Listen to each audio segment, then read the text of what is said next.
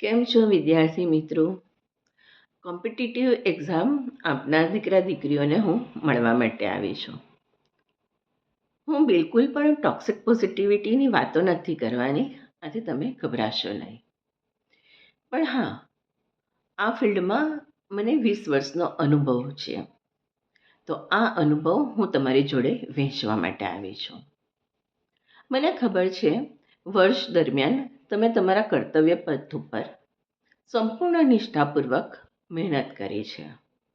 ખૂબ જ ધગશથી દરેક વિષયોને પચાવ્યા છે, ખૂબ જ મહેનત કરી છે.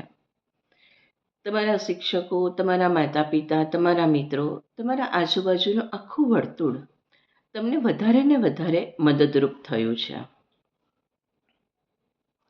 હવે સમય છે તમે જે કંઈક શીખ્યા, ભણ્યા, એને પચાવ્યું છે, એને વાગોળવાનો છે.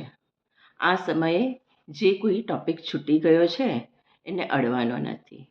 બસ જે કંઈક તમે પચાવ્યું છે એને વાગોળવાનું છે. ઓલમોસ્ટ તમે હવે લાસ્ટ સ્ટેજ પર આવી ગયા છો. લાસ્ટ સ્ટેજ એટલે છેલ્લા 3 કલાક, જેમાં તમારે પ્રશ્નપત્રના ઉત્તર લખવાના છે. આ સમય દરમિયાન તમારે પ્રેઝન્સ ઓફ માઇન્ડ રાખવાનું છે. દરેક પ્રશ્નોને બરાબર સમજીને એના ઉત્તરો લખવાના છે. 3 કલાક પત્યા, બેલ પડ્યો, પેન ડાઉન. બસ આ સમય પછી તમારે આ વિષય માટે બિલકુલ પણ નથી વિચારવાનું કે આ ટૉપિકમાં આમ લખ્યું હોત તો વધારે સારું થયું હોત, આ તો મને આવડતું હતું પણ હું લખી નહીં શક્યો, આ છૂટી ગયું. આ બધું તમારે હવે બિલકુલ નથી વિચારવાનું. તમારાથી જે શક્ય હતું એ તમે બધું જ કરી લીધું. હવે સમય છે ફળ આપવાનું. આ ફળ આપવાનું કામ કુદરતનું છે. એટલું તમે ચોક્કસ વિશ્વાસ રાખજો, ભરોસો રાખજો કુદરત ઉપર, કે કુદરતે તમને કોઈ ચોક્કસ ઉદ્દેશથી આ પૃથ્વી પર મોકલ્યા છે. કુદરત પાસે તમારા જીવનની આખી ડિઝાઇન પહેલેથી જ નિશ્ચિત છે. આથી તમે જે ફિલ્ડમાં ઉત્તમ કરી શકો, તમે ઉજ્જવળ ભવિષ્ય બનાવી શકો, એ જ ફિલ્ડમાં કુદરત તમને એડમિશન અપાવશે. યેન કેન પ્રકારેન તમારા માટે જે બેસ્ટ હશે એ જ ફિલ્ડમાં તમને એડમિશન મળશે.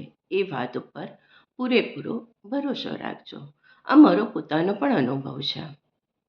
ઘણી વખત એવું થતું હોય, આ વિદ્યાર્થીનું તો આટલું કેલિબર હતું, 1 માર્ક માટે રહી ગયો. પરંતુ પછી થોડા વર્ષ પછી ખબર પડે કે 1 માર્ક માટે રહી ગયો હતો અને બીજા ફિલ્ડમાં ગયો હતો, એમાં તો એણે ઉત્તમ કાઠું કાઢ્યું છે. તમે આ પૃથ્વી પર આવ્યા એટલે તમે વિજેતા જ છો. આથી તમારી કાબેલિયત ઉપર ક્યારેય પણ શંકા કરશો નહીં. જે પણ પરિણામ આવે એને સહર્ષ સ્વીકારી લેજો.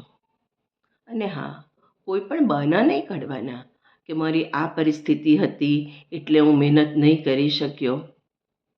મહેનત તો તમારે પહેલેથી જે કરવાની હતી અને આવનાર ભવિષ્યમાં પણ જે કરવાની છે એ કરવાની જ છે. આ તો ફક્ત 200-250 પાનાના ટેક્સ્ટબુક, એક નિશ્ચિત સિલેબસની એક્ઝામ હતી. જિંદગીની એક્ઝામમાં કોઈ સિલેબસ હોતો નથી. આથી આ જે પરીક્ષા છે એને ફક્ત તમે મોક ટેસ્ટ માનજો.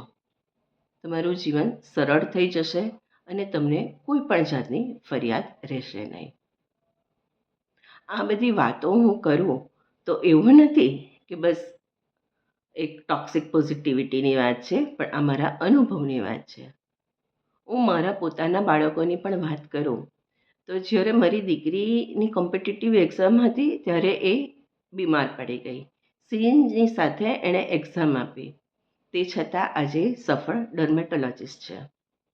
જ્યારે મારા દીકરાની કોમ્પિટિટિવ એક્ઝામ હતી ત્યારે અમારા પડોશમાં રિનોવેશનનું કામ ચાલતું હતું.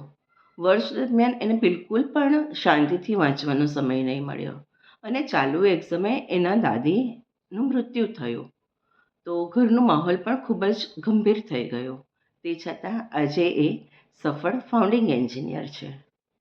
એટલે ભગવાને ડિઝાઇન કરી છે એ વાત એકદમ સાચી છે, પરંતુ હાથ ઊંચા કરીને અદબ વાળીને બેસી નથી જવાનું. તમારે જે બેસ્ટ કરવાનું છે એ કરવાનું જ છે, અને ત્યાર પછી ફળની આશા નથી રાખવાની.